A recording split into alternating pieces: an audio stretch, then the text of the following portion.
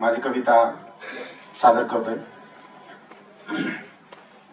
कवितेचं शीर्षक आहे पुण्यातील बुधवार पेठेतला भिडेवाडा बोलू लागला। मुलींना माहित होतं फक्त चूल आणि मूल, मुलींना माहित होतं फक्त चूल आणि मूल, शिक्षणापासून वंचित असून त्यांचं ज्ञान असायचं गुल। ज्योतिबांना ध्यास मुलींच्या शिक्षणाचा लागला आणि पुण्यातील बुधवार पेठेतला भिडेवाडा बोलू लागला।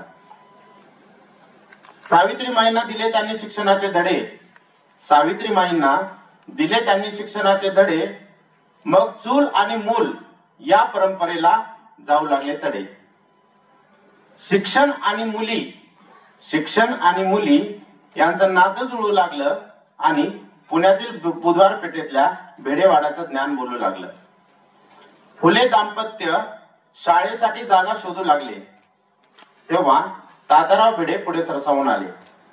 फातिमा बेगम होत्या सोबतीला, वस्ताद लहुजी साळवे होते संरक्षणाला।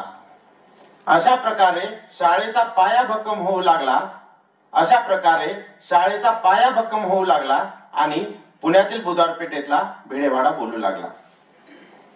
मुलींना शिकवण्यासाठी सावित्रीमाईंनी अंगावर झेलले दगड माती आणि शेण, मुलींना शिकवण्यासाठी सावित्रीमाईंनी अंगावर झेलले दगड माती आणि शेण, शिक्षणाला विरोध करणाऱ्यांचा नव्हता काही नेम। शिक्षण देण्याचा ध्यास त्यांची वाट काढू लागला आणि पुण्यातील बुधवार पेठेतला भिडेवाडा बोलू लागला। सावित्रीमाईंना नव्हती कशाची भीती, मुलींना शिक्षण देऊन अज्ञानाची केली माती। सावित्रीमाईंना नव्हती कशाची भीती, मुलींना शिक्षण देऊन अज्ञानाची केली माती। मग अ आ इ ई 1 2 3 4 चा नाद घुमू लागला आणि पुण्यातील बुधवार पेठेतला भिडेवाडा बोलू लागला। मुलींना शिक्षणापासून वंचित ठेवण्याची म्हणे होती प्रथा, मुलींना शिक्षणापासून वंचित ठेवण्याची म्हणे होती प्रथा, काय आणि किती होती स्त्री शिक्षणाची व्यथा। न घाबरता न